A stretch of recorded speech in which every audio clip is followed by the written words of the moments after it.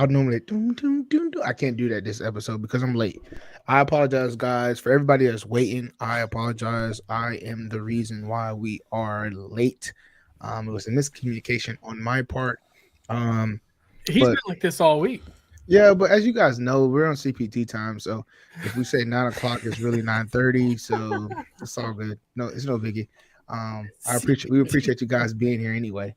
You'll have So to explain what CPE time is for Omega. Just color people time. So it's like it's CTE time. It's okay, you can say that too. Dang. You know. But anyway, before we get into it, my guys, what's going on? How you guys doing? Besides waiting for me for, a long time. Dude, I'm great. I beat you guys in FanDuel this year or this week, so that was nice. Or daily. Kenny won the first week. We didn't cover that last week. Okay, I was about to say Kenny won week 1. I sprung it on everyone like 10 minutes before the game. I was like, "Hey, let's do a $20 buy-in. We'll do our league." And then we ran it back this week. I won this week.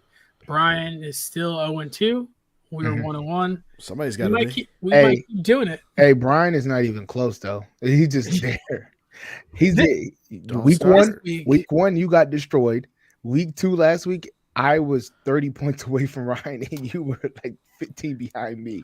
Yeah, I was 179, and Kenny was at 136, and Brian was down there at 113. I don't know what the last week's one. The big one for me is I paid up for Christian McCaffrey, Kyron Williams. That was like and Puka. That was like a third of my points. If anybody was in fantasy, they had. I'm curious. I'll save the fantasy stuff for later. I was going to get into that, but I'll save it for later. Anyway, let's. He's itching to talk about his trades. He's just itching. My trades. Yeah, your trade for. He's just itching. I thought you were talking about like trading. I was like, no, we ain't itching for that. The market is ugly right now. The market. Wait, what? The market is ugly. Nothing is making sense right now. Should I go on the economic segment? No. Let's talk about. We have 3 viewers right now that all leave. Let's talk about the government shutdown that never happened. No. I was playing. All right, cool. Let's get straight to football. Anyway, last week, man, if you guys are not tracking us by now, me and Brian, knock on wood, are on. We're not even on a hot streak at this point. Dude, this you do fucking this every guy. time. This guy. Every time. Hey, sorry. I'm messing with Mike. We're not even on. That's how hot we are. We couldn't even fucking get it out. That's how hot we are. Don't touch the mic. I know we're like comments right now. I told you guys last week if you tallied us on Thursday, we were going to hit a ticket. Sorry, we didn't hit a ticket on Thursday because Temple got their ass beat. That was rough. But if you stuck around on Friday, we hit a 14 parlay. That was good. And then if you took with us on Saturday was a good day. Like we hit a 3-team parlay. Hit a 3-team parlay on the 12 o'clock slate, the 3:30 slate. Hit another parlay. I got greedy at the end of the day, so I'll put big money on. Who was it? Who was the last game? I think it was Washington. Didn't come through. I told everybody, and I told Brian, I said, listen, I have a feeling that Colorado, after getting dogged, they were going to cover. He said, no, don't do it. I said, listen, don't take it. And USC did what I thought they were going to do. They were going to give it up. Granted, in the beginning, if you took the first half, you were good money. If you took the first half, you were good money. But the second half, USC gave it up against Colorado. But a lot of people want to say USC has a chance, but at least unless their defense actually starts stopping people, it's just going to be Caleb Williams has to throw 6-7 touchdowns, literally. Like he has to be the Patrick Mahomes of college football in the sense that he has to throw all the time. They got a lot of weapons though, but can't wait to watch him next year in Giants blue. Yeah, I did like how Colorado finished. I thought that was a good response because everybody was expecting to get blown out, and they were getting blown out. So they showed some heart. They had it was a new receiver. Maybe I don't know if he just got healthy or he got right. Yeah, he don't know if he got healthy or whatever the case may be, but he was balling. Number 14, I think it was 14. Yeah, number 14, he was balling. And then they even had McLean, who was the number one corner in the country in the nation last year. He actually played, and he was locking down. So I think that they have a lot of players that haven't even touched the field yet for Colorado. So I like how they finished the game for sure. Somebody that messed up my big parlay, I had a big parlay, was Florida. I had a 6-teamer. Everybody hit besides Florida. I thought Florida was going to actually show up versus Kentucky, but Kentucky had a field day against them. Their running back, I think he had what is their running back had? He had 280 yards and 4 touchdowns. So, bro, there was a play that Kentucky ran at the goal line. Florida had 13 men on the other side and couldn't stop it. So that game, you know what actually was a good game? The Utah State UConn game, right? It was just weird as hell. UConn came out the gate. This was a 12 o'clock game, right? So I was thinking about betting on it, but Utah State's been burning me. If you guys checked their podcast like 2 or 3 weeks ago, Brian kept telling me Air Force, Air Force, Air Force, Air Force, right? Who smashed again? Yeah, who smashed again? And so anyway, but that's besides the point. So UConn came out, they were up like 20, 21 or 24 to nothing. And then out of nowhere, Utah State just came out and started scoring again. It's kind of a little bit to what they did last week against JMU.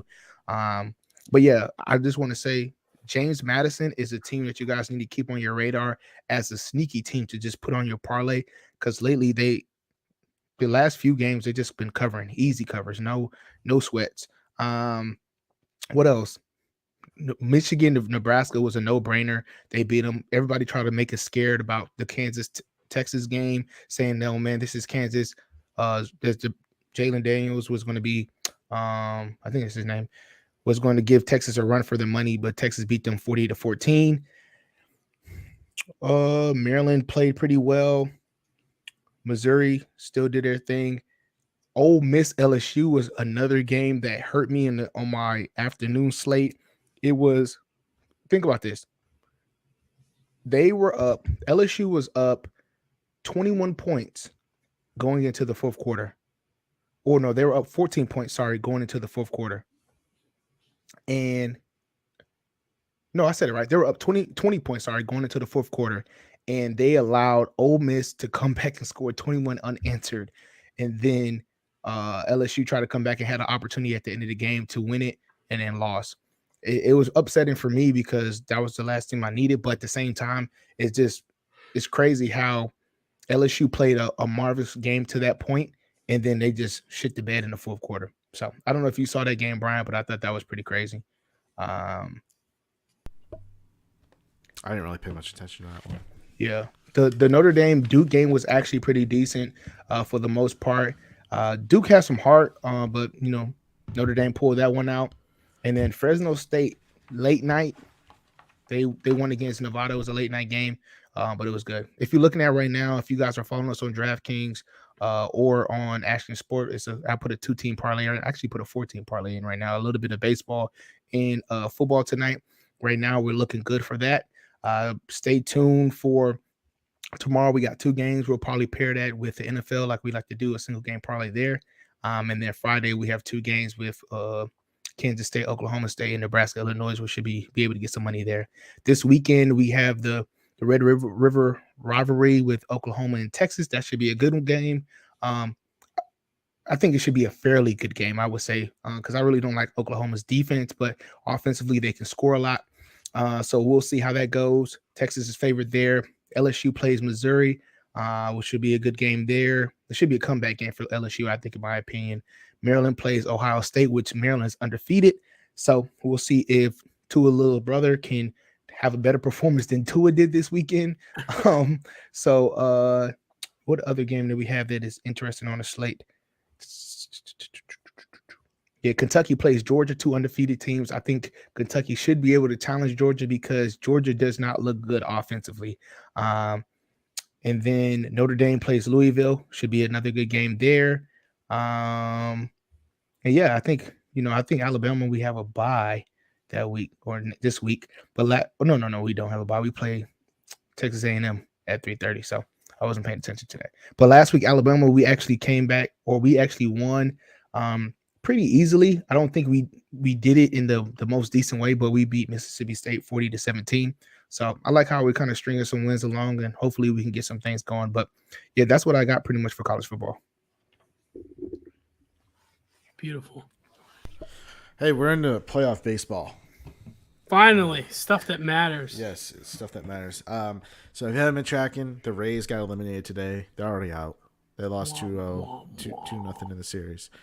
And so Texas is going on to play with Baltimore.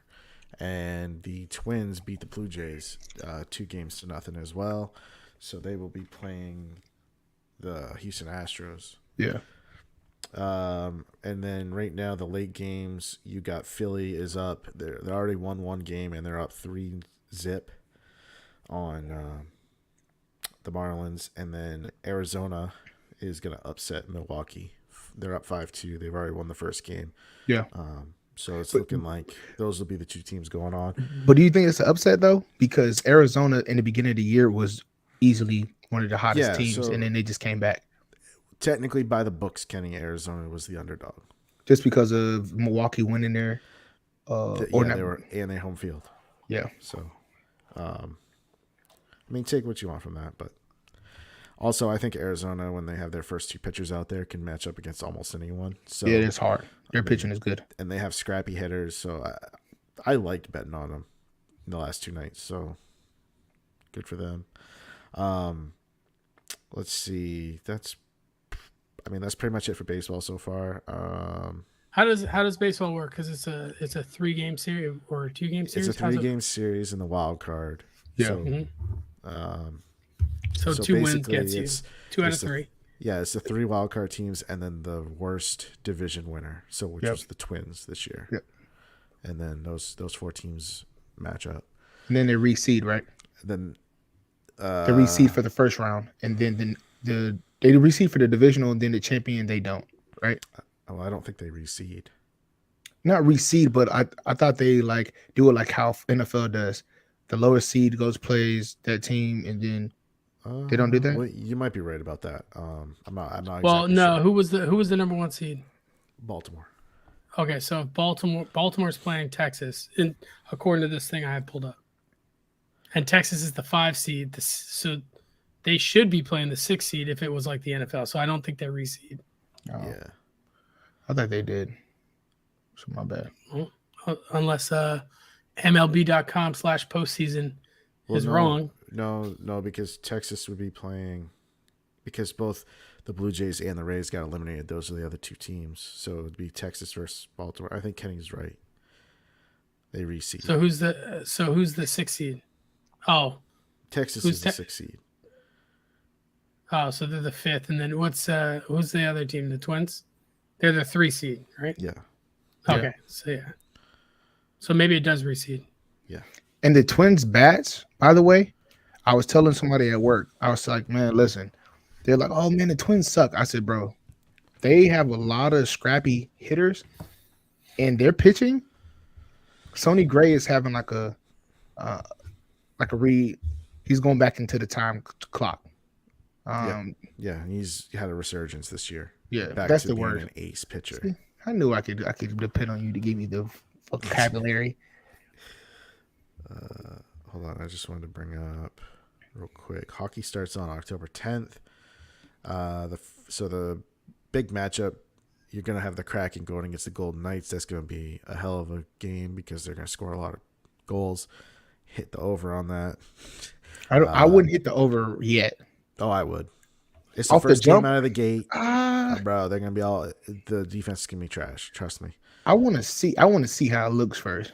And then a big storyline is the number 1 draft pick, Bedard, is going to be facing off against Sidney Crosby and the Penguins. So it's like a passing of the torch moment almost in some people's mind, because Bedard is supposed to be like the next great hockey player. Wow. And then you also have the Predators and Lightning to open. Those are the 3 games that open up the season.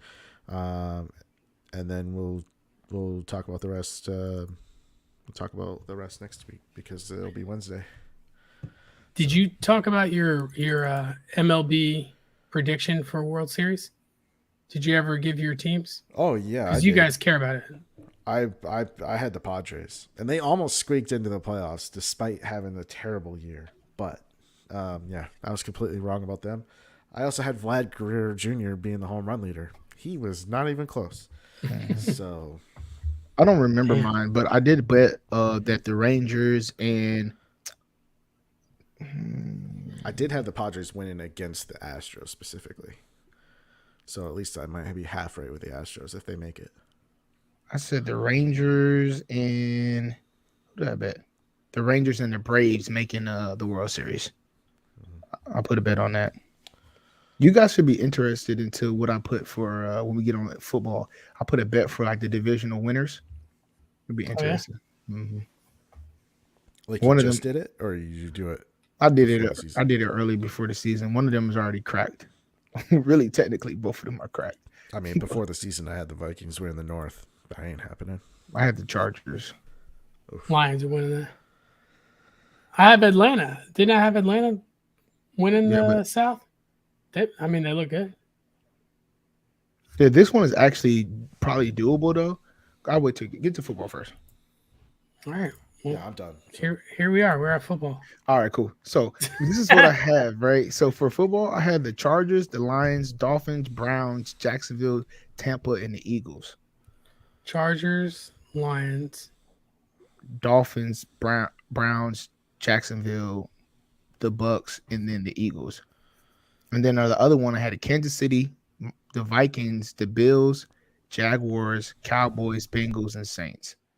The Dolphins. You can't say shit because the Bills lost to the Dolphins, right? What? No, the Bills just beat them. So they have a half a game up.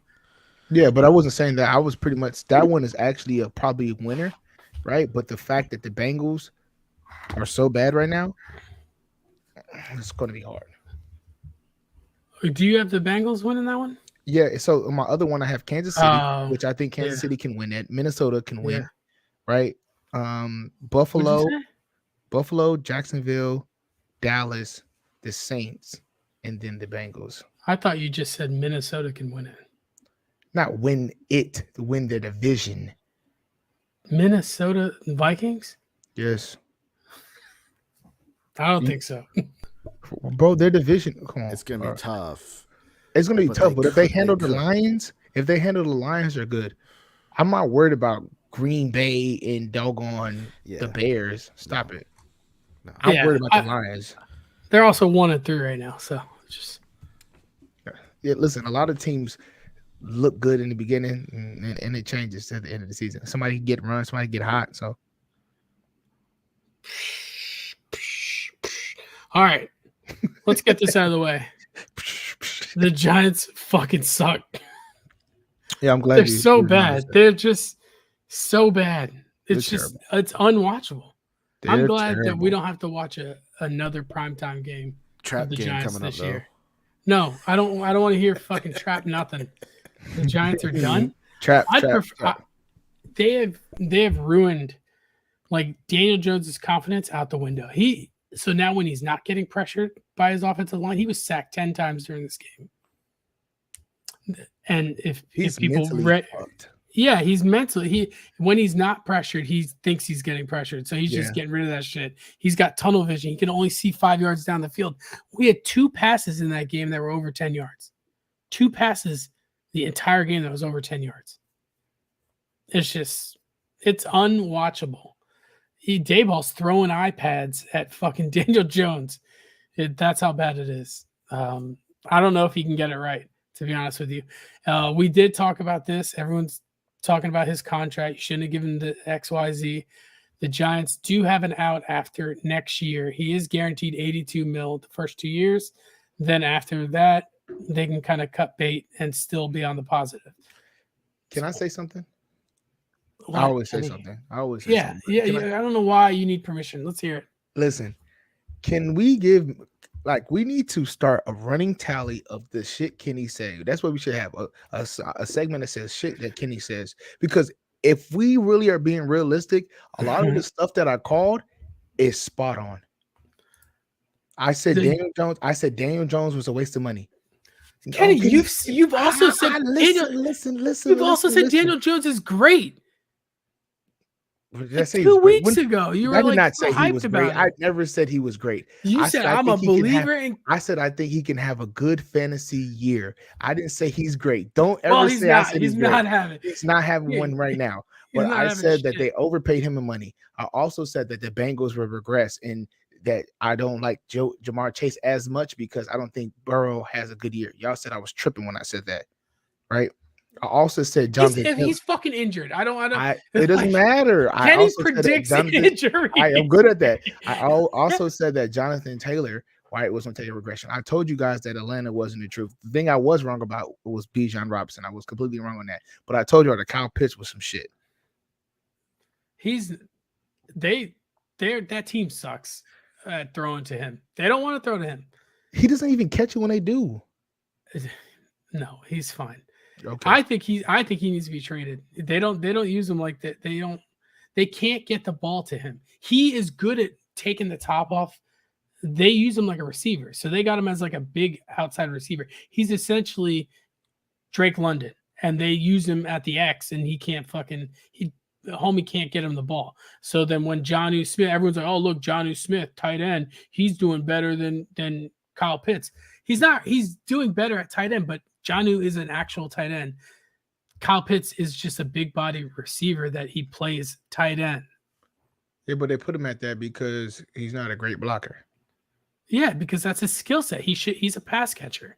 Yeah, but catcher, but they can't throw to him. But a lot of teams can't get their players the ball. Yeah, the Giants can't get Darren Waller the ball for nothing. We can't get anybody the ball. You know who run the second most routes on the Giants? Jalen Hyatt. And he got 2 catches for 10 yards. That's a waste of talent right there. You guys don't even use him. Yeah, we can't get him the ball. Yeah, it's pathetic. All right, let's take Omega's question here. Brian, do you agree? Agree Mac or Jones? Not? Danny Dimes or Mac Jones? It depends on the situation. And here's why. Because Danny Dimes is definitely the better athlete, but I think Mac Jones is a better pure passer if he has protection. So, depends what your team needs more. Do you need do you need the mobility, or do you need the guy that can sling it from inside the pocket? All right. I'm taking none of them. I go with no. I'll put Christian McCaffrey back there. That fucking quarterback. Let's put it this way: you can win with either one of them. You just have to surround them with the appropriate talent. Right now, they both are shell shocked because neither one of them has any protection at all. They're seeing ghosts out there. At this point, I don't think you can win with Daniel Jones. You can, unless he gets a reboot. Takes him out of the hospital. He's never had an offensive line. He needs time. He needs to take a break. Bro, put him on the Eagles and give him some time with the Eagles. Oh, man, no. He can play just as well as Hurts. Like Brian, you said what? Yes, I don't think Hurts sucks, bro. Hurts is terrible. Brian, he's just surrounded by so much talent. It's like he's back at Alabama again. Brian. No, I'm not gonna come off of that at all, Kenny. Brian, the dude is terrible. You just said Hurts. Jalen Hurts suck. Yes. Okay. So Ryan, when you say I say outrageous shit, put Brian in that category with me. He just said Jalen Hurts sucks. He's gonna get injured. If Kenny said it, I'd believe that he's getting hurt this week, and that's it. His whole season. I was saying, okay, so who's playing better, him or Joe Burrow? So if he sucks, then Joe Burrow sucks too, huh? I mean, Joe Burrow's playing on one leg, but does that I hate when people say that. If he's in the game, he can play. Yes, doesn't matter. Everybody plays hurt. I mean, do you really think Jalen Hurts is playing very well? I didn't say he's playing well, but he's playing better than Dogman Joe Burrow. Okay, I mean. Who has more money? Who has more money? Yeah, Joe Burrow. Okay. So why are you not giving Joe Burrow some slack, or flack? Better yet, not slack. Why are you not giving? Because he has a reason why he's playing like that, Kenny. So how do you know that Jalen Hurts is 100%? Tell me that. Because they didn't publicize it. Okay. He does look emotionally. He hasn't been on any injury report. That doesn't just because you're not on an injury report doesn't mean you're not hurt, bro. Well, then you're you're kind of going against NFL rules if you're not reporting injuries, then, Kenny. So which would you like it to be? So you think that let's investigate Philly. Let's take a draft pick. Okay. It doesn't matter to me, bro. I don't. Commissioner has spoken. Let's go. What were the big injuries this week? Who got hurt? The Patriots lost likely their rookie corner who was having a pretty good year. Yeah, he's balling. Gonzalez. And Judon got hurt too. And Judon's bicep, so he'll be out like 2 months. It's what it's looking like. Might as well call it the year, bro. Yep. Why come back? Toast. Who else? There was another injury. For some reason, Watson was out last minute. It's a shoulder injury, supposedly. You want to know here? You want to hear something crazy? This is just according to media outlets. I don't know if it's really true. He was cleared by medical doctors to play in the game. He was medically cleared, and he was like, "I'm not. I can't. He doesn't feel good. He's not in there." I've never heard of like medical doctors being like, "Yeah, you're good to go," and then the player being like, "No, I don't feel right. I'm not going in." So DTR, they rolled DTR out there last week, and it was they had zero offense. More than the Giants, but they had zero offense.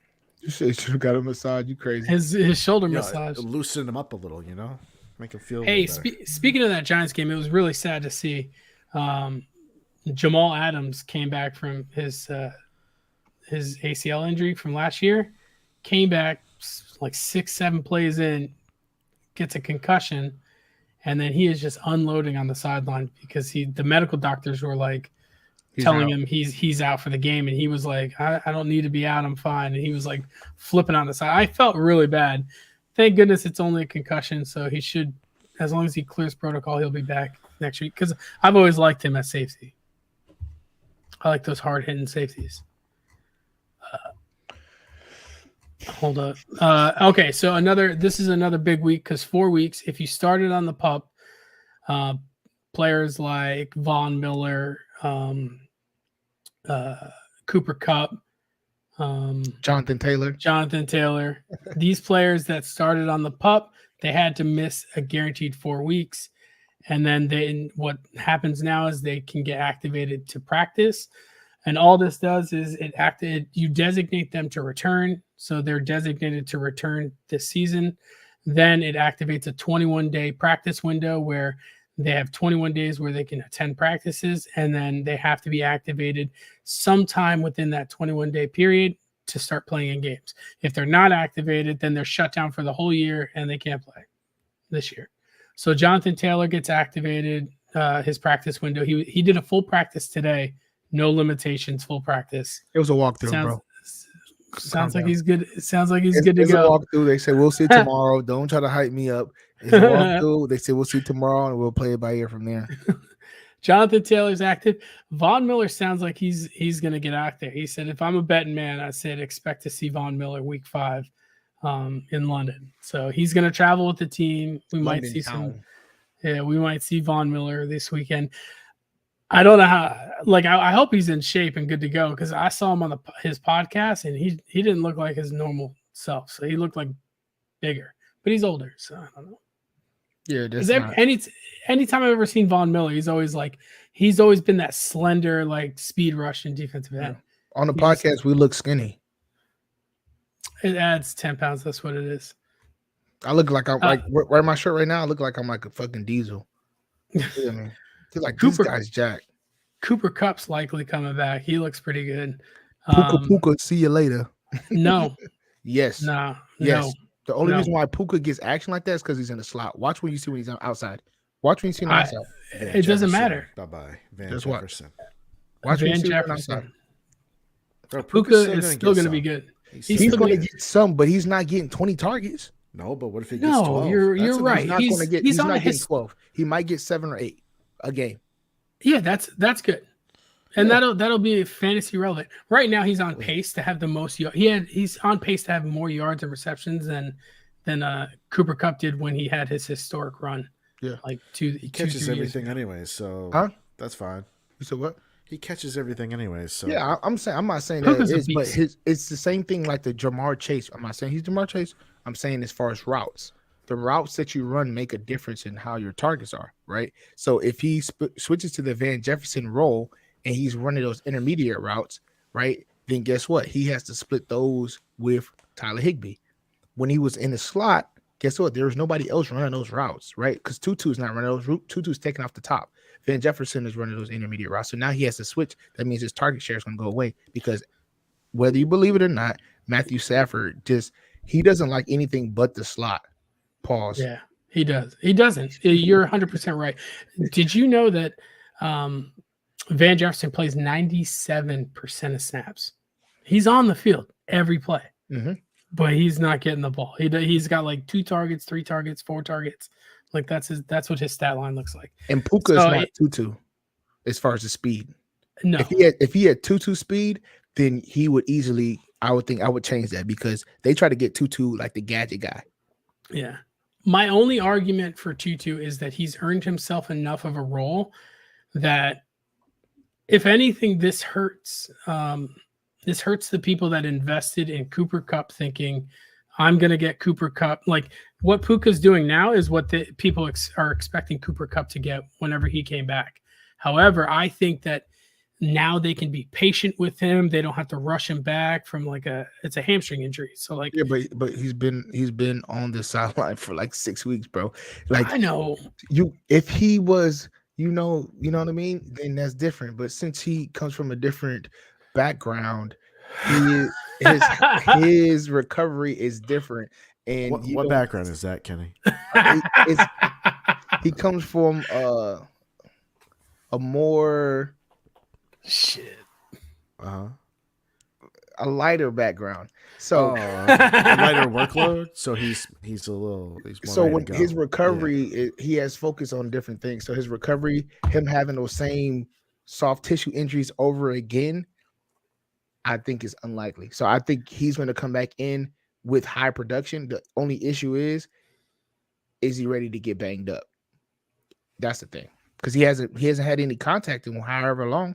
And that's the biggest issue when guys come back is you're not used to tackling and doing all that. So I'm more fearful for him injuring something else rather than his hamstring, right? Like the Aaron Rodgers effect. Not saying he's going to tear his Achilles, but yeah. Oh, jeez. I'm just saying Puka's like operating like a top 5. He's operating like a top 5 receiver right now in PPR points in fantasy. He's not just going to fall off the map, but he's going to settle somewhere around 15 to 18. So like he's still going to be a top 20 guy. I thought you were talking about targets. But you're talking about No. In terms of he's still an asset. But if you think about last year, Snordic, what was his name? Skoranek. He had a couple games when Cooper was out that he went crazy too. He just took that slot role and had hella targets. And then when Cooper came back, it was like, okay, he just took a back seat. That's the only thing that I don't see if McVay is going to be like, oh no, we got to get Puka the ball still. I think granted he's a way better player than Swardick or however you say his name, but I'm curious on that. If I'm a Puka owner, I am trying to trade him. I would probably traded him last week to try to see if I could get some more bang for my buck, like 2 for 1. Yeah, in fantasy, like you gotta take these players and try and upgrade at a position. Yes. I did it in a league, and I don't know if it's going to pay out because Jamar Chase is not doing well. But I traded Mostert, who was operating at like the number 1 running back, and traded him and another receiver to try and get up and get to someone like Jamar Chase. I did the same thing with HN and Watson, right? HN, everybody's like, oh my gosh, he's it. I'm like, bro, but you know that when Jeff Wilson comes back, there's something about him and McDaniels that they got some type of relationship that they're trying to get him back in there, right? Yeah, HN, the only thing that is different about him is he can have like 6 touches in a game. He had 7 carries for over 100 yards. Like he just needs a little crease, he's gone. So but the only thing on that though is right now he was an afterthought. But after, because some guys have a good week, and you're like, okay, whatever. Yeah. Everybody had a good week versus against Denver. But then now you see him against the Bills, you're like, now we got to watch out for this guy. Yeah, so they're not letting him do it. Yeah, I'm curious on how their production, if it increases with people actually focusing on, okay, 28's in the backfield, we gotta limit him on different gadget routes or runs and things like that. Because if he can keep that production up, then you might as well call it a day.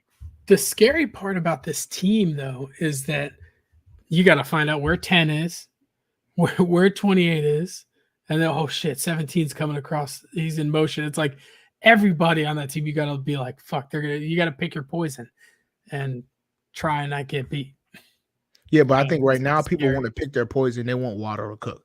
So for me, I'm like really trying to target Waddle because I feel like people are like, okay, well, we'll deal with Waddle because he hasn't really done anything yet. This is how Waddle plays in the NFL. He finishes in top 20 as a receiver, but you look at his last year, he did the same thing. He'd have games where he'd be like 4, 3 points, 2 points, 4 points, 25, 30, and then he'll blow up. He normally starts increasing towards the middle to the end of the year. That's when he starts to get more production. But I'll see. Hey, Bill Belichick is out here playing chess with the GM hat on. He just traded for J.C. Jackson, who he decided he was like, I'm not paying this guy top dollar to play corner. Chargers we'll pay him. Okay, and then we'll also bench him, and then and we'll trade him back to you. So they swap late picks. What were the details, Brian? I don't know the late picks. The Patriots got JC in 2025 7th rounder, and they gave away a 2025 6th round. So they moved back around. And didn't the Chargers have to take some of the money? They paid all but $1.5 million of it this year, and they have to pay all the bonuses for the remainder of the contract. Mr. INT is back. So Bill Belichick got J.C. Jackson at the reduced price that he always wanted him at. Stupid. It's stupid. I mean, but the problem I hope he sucks. He isn't going to. He's going to fucking ball out, dude. But here's the thing, man. It irritates me as a Patriots fan that Belichick is always doing these masterful moves for the defensive side of the ball. He never does anything for the offense. Never. Well, yeah, I guess so. I mean, when has he ever?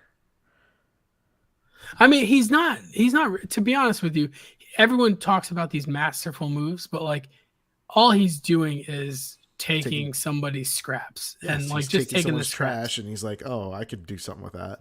And it usually works out on the defensive side of the ball. But when he tries to do it on the offensive side of the ball, it doesn't always work out. I'll take Nelson Aguilar. And he's like, okay. And Kendrick Bourne, and he's okay. He's trying to take these scraps, and it's just not working out. I'd at least say Bourne's been a success. But Zeke, yeah. I'll take Zeke. No one wants Zeke. I'll take Zeke. And then he just can't get him going. Although the schedule for the Patriots, the beginning half of the year, has been terrible against the run. And if you play fantasy, Ramondre Stevenson's going to have another bad week this week because he's going to play the Saints, and the Saints are a pretty good run defense. What did I say about Ramondre Stevenson in fantasy? Shut your mouth. Once he's done with this one, he's going to go on a run. So I'm just saying, after this week, he's going to be shit. And then you can start targeting him for trades because he's going to go play at Vegas. Then he's going to play against Buffalo, who's not a great run defense, Miami, and then they play Washington. That's a good one, and maybe Indy. But then they come back after the bye week in week 12, and they get to play the Giants, the Chargers, the Steelers, who kind of look like shit too. Ramondre Stevenson, for me, is still a trade target. Robert Saleh came out and said that Breece Hall is no longer going to be on a snap count. I think that's an indirect way of saying he's getting the full workload. Dalvin Cook is going to be the second guy he's going to be his Alexander Madison. That's what Dalvin Cook's going to be to Breece Hall. Breece Hall is going to snap this week. I mean, it helps that he's playing the Denver Broncos, who's literally the worst defense in existence this year. Calm down, Mike. Okay. The fucking Bills got to play against Josh Jacobs the game he came back. Like he hadn't played all preseason. He was rusty. I like how the Bills are a bad team against the run. Do your homework, bud. Okay. Yo, Mike, talk that shit. And they're going to be even worse against the pass now that Tre'Davious White's out for the year. So our Bills homework, bud. Are the Bills winning the division? Yes. Yeah. No. Yes, they are. Yeah, they are. Josh Allen is good at football. He's so good at football. They can score with Miami, and they have a better defense than Miami. He is good at football. I understand that, but you know what the thing is? Inconsistency. That's it. If they can be consistent, they can win the Super Bowl. If he can just be consistent, the Bills ain't winning shit in the playoffs because Josh Allen's going to end up trying to do too much, and he's going to fuck it up like he always does. No, that's what I'm saying, bro. He's broken. But no. Regular season though, they're going to win the division. He is what his college mascot is, a Mustang. Nobody can break him. Is it? Right? If somebody can just reel him back in the playoff time, it's going to be hard to beat him. Yeah, if he could be consistent like Justin Herbert, 100%. If he could, Mike, he could win. Mike, in just so that you're aware, the Bills look really good on rush defense because they outscore their opponents and people don't have to run the ball. Because if you look at it on a yards per carry basis, the Bills give up the most in the league to running backs. They give up 6.3 yards per carry. So when teams are running the ball, they're running the ball in the Bills. They've all over the place. Bye, Mike. Bye. The teams that are really good against the run are teams like the 49ers, they're also really good. In comparison, there's been 68 rushing attempts against the 49ers, and there's been 75 rushing attempts against the Bills. Those are the two lowest in the league. The 49ers have only given up 264 yards. That's 3.9 yards a carry. The Bills, with only 6 more carries, have given up 474, which is your 6.3 yards per carry. So, I mean, the Bills don't have to do a ton of running because they put up points on defenses. So we'll see. So go fuck yourself. Ooh. And they really haven't played much other than Miami. So. For sure. Hey, you're right. I gave you a bunch of stats, so I guess you're right. Too much statistics. You asked for it. Yeah. He said, "Do your homework, bud." And I was taking out my homework. He's quick at his homework. Hey man, what do we think of the Commanders? In 1 week, Howell is the saving grace. Next week, he's a high school quarterback, and then the next week after that, he's saving grace. He's the guy for the Commanders. It's a division rivalry. Like, you expect that. Yeah. They play him great. He's inconsistent at this point in his career, but at least I feel like he's showing that he can be a decent quarterback in this league. He just needs to become more consistent. Yeah, I don't think. What do you expect more from him in his first year? Like really getting, Bellini underneath the wing and kind of taking him and showing him the right way to do things. I don't really expect nothing less. I think he's playing up to standard. I think the Bills game was just a bad game, bro. Like, look how the Bills made Tua look, right? So it was one of those things that if they scheme versus you, then sometimes you have bad luck versus them. So I like how he looked though. What would you have done in their game? So they went down, they got the touchdown, they either kick the extra point for the tie to bring it to overtime, or they go for 2 to go for the win. I know what I would do. However, they obviously went for the field goal and took it to overtime. Yeah. They actually won the toss in overtime, but then it was a turnover. Or not a turnover, 3-and-out. I think when you are it depends on, I think it came down to a pride thing, right? So like normally when guys go for 2 at the end, it's because they don't believe that they can stop the other team's offense, or they're a better team than them, they shouldn't be there. I think it came to a pride thing where they're like, listen, we can compete with you guys. So like, now we'll go to like overtime. We like our defense's chances, and then we'll get the ball back and we'll perform on offense because they were putting points up on them, right? Yeah. I think that's what it came down to. I'm a risk taker, so I would have went for the 2 because I'm like, fuck it, you know what I mean? Like that's just my thought process. But I get why they would kick a field goal. Well, that's exactly what I would have did, just for the team morale, like the like, hey, we've gotten to this point. It's either we're winning this game or we're going home. Because if they get it, that puts it in perspective for like that win makes it so that the Eagles and the Commanders are then tied at 3-1 in terms of record. What do you think of Bill? Rivera came out and said that he thought his team was gassed at that point, which is why he decided to opt for the field goal. That's another factor. Yeah. And I mean, he said he was gassed. Like they were tired. It was probably a long. Yeah, it was a long drive, and they had been on offense a lot that second half. And he said he felt like his players were too gassed to go for 2. They're never too gassed to go for 2, bro. Huh? Like at the end of the day, you called a timeout. All right, cool. We're going for 2. Get a play. I don't think they had a timeout. No, I'm saying after you kick the field goal, you go for the play, right? Go get your water, right? Somebody laid down on the fucking ground as an injury. Go get your water. All right, let's get right. Well, that's essentially what they did that last drive. It was a 12-play, 1 minute and 43-second drive. That last drive, 12 plays, but they only played. Total time was only 1 minute and 43 seconds. That's why they were gassed, because they were fucking pushing on the gas. Like 12 plays, you're like, damn, bro, my hamstrings. And they're pushing around that Philly front, and that's no small task. So, you think they were pushing on the Philly front? I mean, they were blocking. I'm just saying they're going against them. That Philly secondary is suspect. Yeah, but they signed Bradley Roby to the practice squad just as a Hail Mary, try and get somebody in there. That joint is suspect, dog. Struggle fest. CJ Stroud. Can we hear that? Weren't you wrong about that, Kenny? No. Bryce Young. You said Bryce Young better than CJ Stroud. Yeah, you did. Yeah, I said he's better than CJ Stroud. That doesn't. He ain't. Well, 4 games in, he ain't. Not even close. He's been hurt.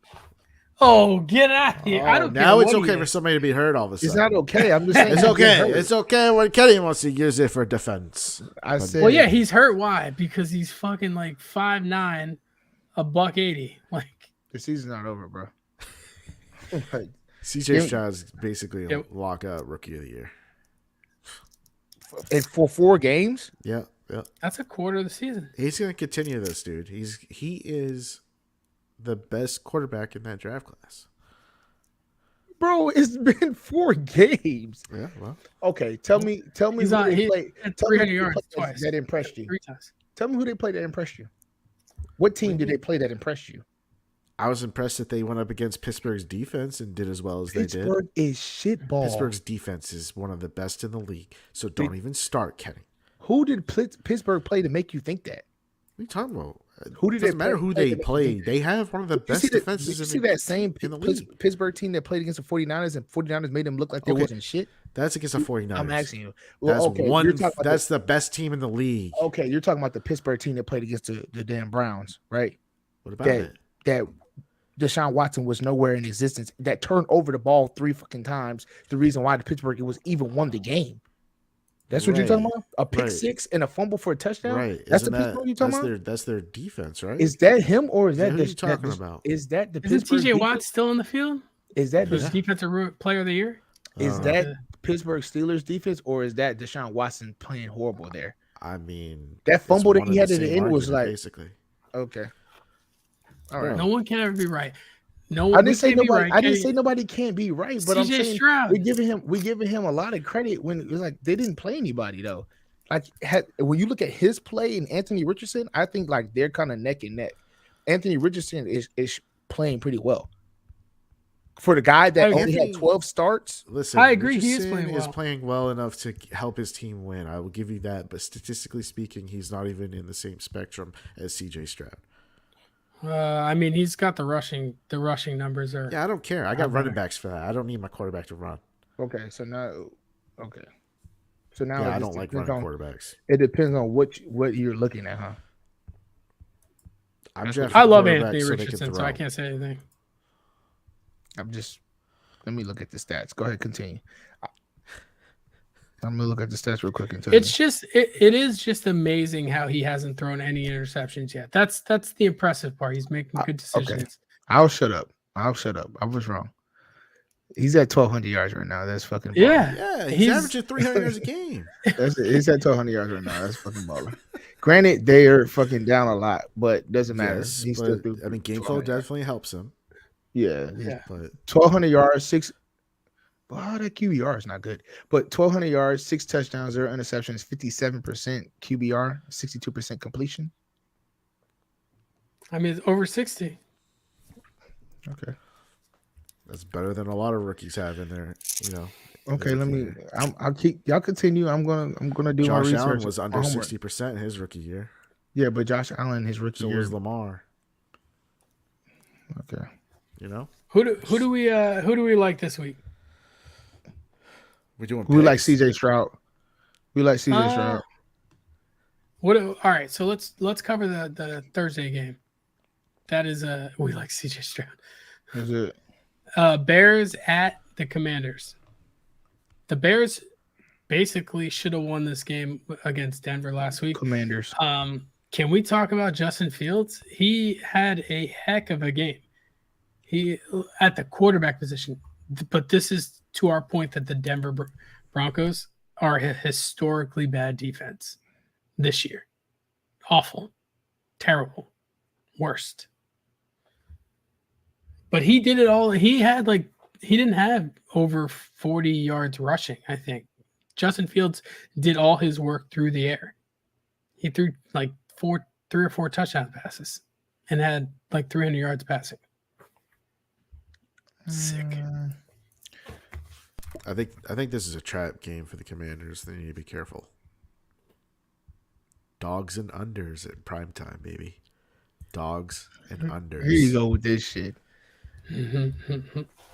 Hey, so we're gonna do a parlay bet, same game parlay. We'll each pick one. We've done this the last 3 weeks, and I just want it to be known that every time I've selected my one selection, I paid for my mistake. My part of the parlay has always hit. So I am gonna go with. I can already tell you now. Right now, DJ Moore's at 3.5 receptions. I'm going over on that. I'm just doing that. But we can look at it later. I'm taking the under. If you guys want to buy it up a little bit just to be safe, we can. But the unders are 10-4 this year in prime time. Bro, I'm telling you right now, I'm not betting any unders, bro. I'm not betting unders, bro. Take it down and take the over. Take it down. That's what I said. I'm not betting any under, bro. That's the bet I won't. I won't put that on my ticket. Brian's like, I'll take 28.5 over. Dude, this game could be like 17-13. Like that's how bad these teams could be. Bro, I'm not taking. It's a short week, dude. Offenses don't show up for short weeks, man. The only saving grace is Fields didn't run a lot last week. Maybe he comes out running this week. 44 points. That's hard, bro. I think it's gonna be close. Even if you buy it down, I think it's gonna be close. What if you bought it up and did 48.5? He won't do an under, Ryan. He's just not gonna do an under. Like it's not in him. He doesn't know what under is. I do know what under is. It's not that. 40.5 over. Oh, look at him! Look at him! 48.5. I would consider that. Damn, that's 27, 21. It's probably like a minus 300. Nah, it wouldn't be minus 300. Damn, why do y'all like to do that? That's Brian's bet. Okay, man. Let me see. We'll look at it later. 48 is minus 181. It's not bad. Oh, that's not bad. 48.5 is minus 188. I will look later and find something. I just haven't looked at the prop bets yet for that game.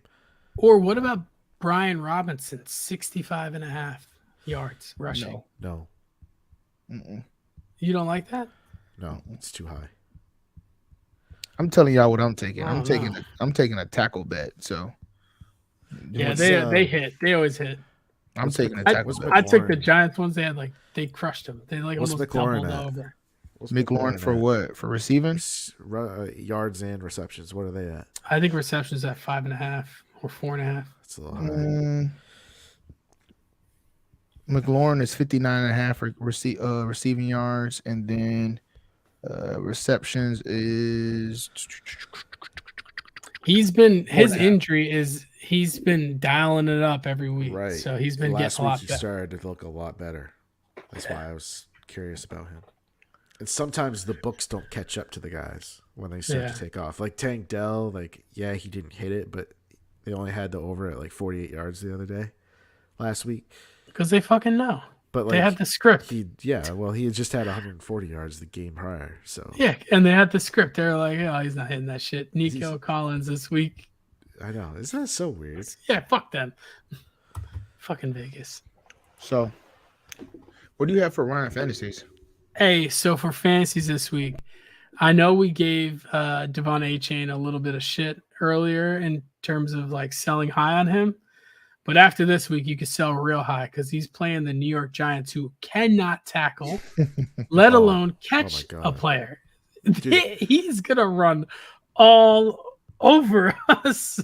I feel like you could sneakily get the under on Tua's yards passing just because I think they're going to run it down your throats.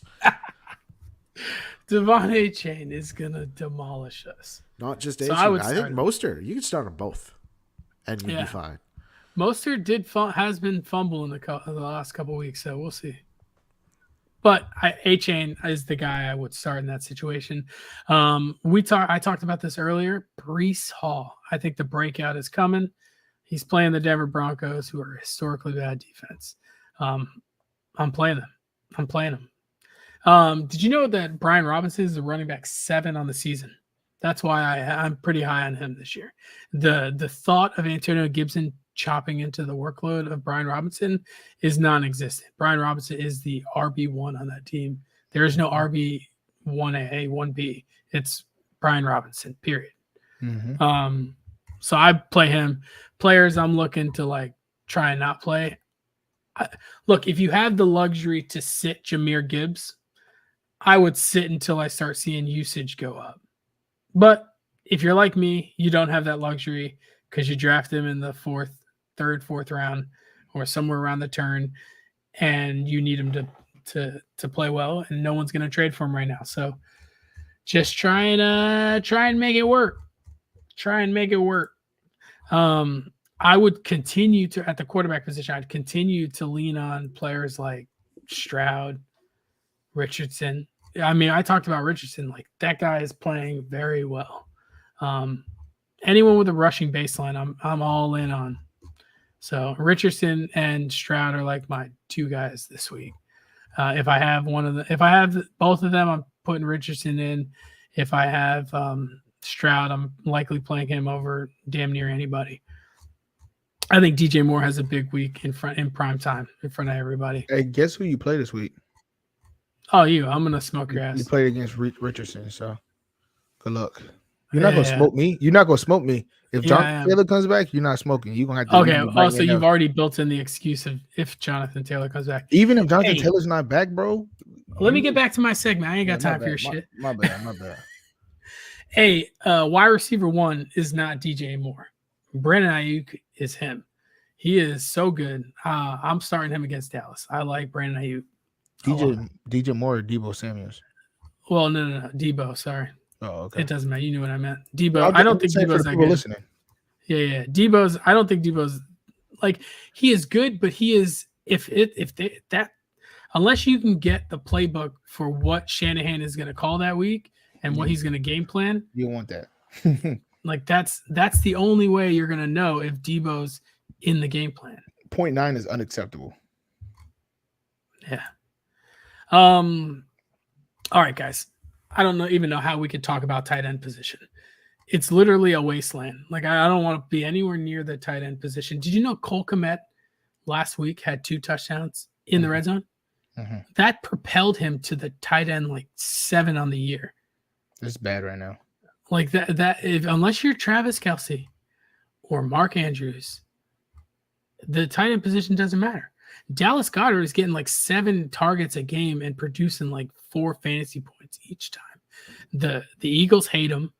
The Rams aren't good against tight ends this year, so maybe you can start Dallas Goedert. Maybe you could start Tyler Higbee. Hey, maybe based on math, you should be able to start Darren Waller, but I can't guarantee they're going to fucking throw the ball to Darren Waller. I like Zach Ertz. Yeah, everyone likes Zach Ertz because all he does is get targets. Yeah. He'll have 12 targets for 17, 18 yards, but oh, come on. No, I like Zach Ertz. If you're just go with guys that are getting a lot of targets. I like Ferguson. Jake Ferguson. Mm-hmm. Yeah, Jake Ferguson. Players like that. Those are going to be your guys. And then if you have a chance to get Miami's defense against the Giants, I would go and do that and start that defense and love life because they're going to have we gave up 11 sacks last week. We could probably hold our beer. I don't think Miami's going to really put that much pressure, to be honest. I don't think they have to. I would only rush 4. Hell, I might even rush 3 and put them all on the right side. And He's such a Debbie Downer, dog. Shit, dude. Watch the Giants win this game. Just watch. Just wait. If we come back next week and the Giants have won, never going to hear the end of it. Giants aren't winning. Hey, Ryan, before we close Ryan Fantasies, I just want to let you know you should be glad that you're not playing me next week. Why? Because you got you're on you got bye weeks this week, and you got Eckler coming back next week. Kenny, go ahead, build the excuse in now. I'm not building no excuse, bro. I'm about to tap that ass. That's what I'm about to do. I'm about to tap that ass. This is going to be a good matchup, though. It's a clear right now, just based on projections, we're 50-50. It's not going to be a good matchup. I'm about to tap that ass, bro. I'm telling you. No, you're not. Okay. Stay tuned. Stay tuned, guys, for next week for that. All right, let's cover BK bets real quick.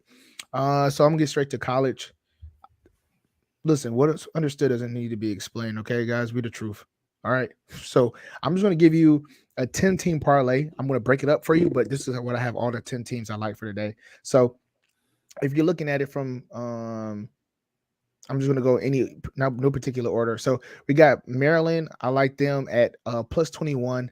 Or you put a 21.5 on the hook. They're playing against Ohio State. I know people like Ohio State. They're a good team, blah, blah, blah, blah. But I think Maryland should play them close. I think it's going to be a high-scoring game. I don't really like the over in it. I think you can push it down if you want that. But I like Maryland plus 21.5. I like Texas. I actually like the money line. The 6.5. I think it's the Red River rivalry. I think it can, go multiple different ways, but I think Texas still comes out with the win there. Better offensive play. I don't know why Washington State is at plus 3.5. I think I need to check to make sure their quarterback's playing, but as long as their quarterback is playing, for Washington State, I like them versus UCLA. I know it's at home and UCLA, they play tough, but Washington State has been a hard cookie to crack. And they played Oregon State at home and still did well as well.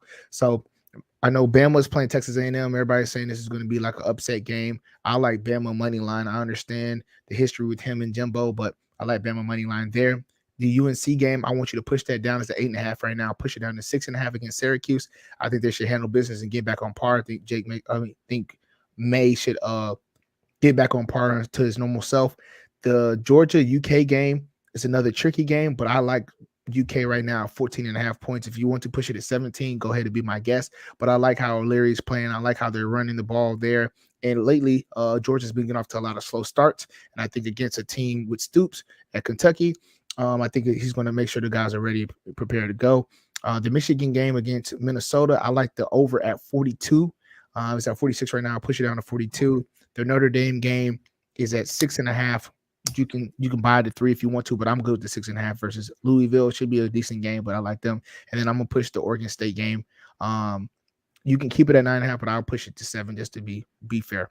But if you guys are following us on Action Sports or DraftKings, I'll have it. I'm gonna break it up to 3 o'clock or the 12 o'clock to 3 o'clock, and then the night games. I'll break those teams down by then. So, I only have one college pick, and I already know Kenny doesn't like it. But I'm gonna tell it to you anyways. We're taking Rutgers for plus 14.5 on the road at Wisconsin. Rutgers is a good team. Kenny doesn't like them. That's fine. And I'm even gonna sprinkle a little bit on the money line.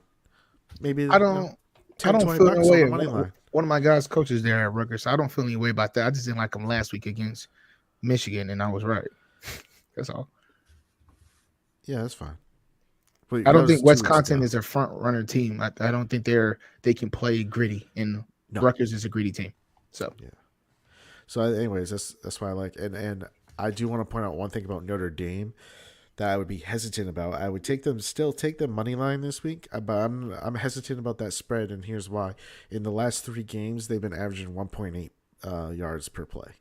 That is not very good. Now, granted, they have played better teams, but I'm just saying, take that into consideration. Their offense has been a little slow the last few weeks. So I like money line better there. But anyways, Kenny does not agree. That's fine. Let's go on to. I'm not saying nothing, bro. Like I'm just smiling. Let's go on to the NFL. I got 3-team parlay. I like the Lions -6.5. I'm buying that down from -10. I think that's a little too high, even though they're at home. But then I got the Eagles money line, and I got the Niners money line, which is the big game of the week. But I'm telling you, I don't think anybody can beat the Niners right now. Unless Christian McCaffrey gets hurt, the Niners are going to bulldoze through everybody. Kenny, is he getting hurt? Who? Christian McCaffrey, CMC. Nah, he's going to be good, bro. Okay, yeah, thanks. Kenny's got 2 We're good. shares. Our injury expert. Our injury. I'll Cleo. Debo is going to have a bad game, though. And right now, an underdog that I'm kind of looking at, I don't have like an official play on it yet, but I do like the Colts this week. They are technically an underdog right now. Yeah, that was my only thing. I like the Colts money line, but I also like the over on that game. I don't think Tennessee has just as good as game they did last week. I don't think their defense is as good as far as against the run. So I think Richardson is going to bring a different dynamic to them. I do like Houston money line versus Atlanta. I know I was giving CJ Stroud shit, but I do like him versus Atlanta, and then I like New England money line as well. Or they're -1, but I would take the money line. Wow. Mm-hmm. You know, I wasn't even going to bring them up, but I do agree with that because it's like a must-win game for them. Yeah, I think it's a must-win game, and I think how's the NFL has been shaping up, it's been a lot of unexpected teams performing, right? It's not the obvious teams that you think haven't been showing up like you would expect. But let's also remember the Saints have been anemic on offense. I mean, they're only the only reason why they've been winning. Played. No, I'm not saying this is not any shade towards New England at all. I'm just talking about in general. Like as we've been betting these last few weeks, when you look at the games, you're like, oh, that's a no-brainer. That's a no-brainer. And then when you get to the game, then you're like, damn, I didn't even know it's this, that, and the third. And I think that's what kind of week this is coming up to be. So, yeah. Speaking of must-win games, is that Bengals game is a must-win game. Yeah, but I don't want to touch that versus. I know they have it at -3 right now, which is weird. It started at 7.5, and it's already at -3 right now. Like, that's never good. Yeah, so. I think T. Higgins is injured. He likely won't play. Yep. Rib injury, I think it is. I mean, that might help him, honestly. He's dropping so many balls out there. Tyler Boyd, sneaky DFS play. He always, not sneaky because it's pretty obvious, but he usually plays pretty well. Yeah. So, but yeah, guys, we hope you like the picks. We hope you like Ryan's fantasies. I think Ryan can drop in the comments as well if you guys want to join us on our little daily DFS on Sundays. It should be pretty competitive. You guys can do that as well. But yeah, we appreciate your support. Keep liking, subscribe, commenting, sharing with your friends. And then we'll check you guys back out here next week. Peace. Peace. See you.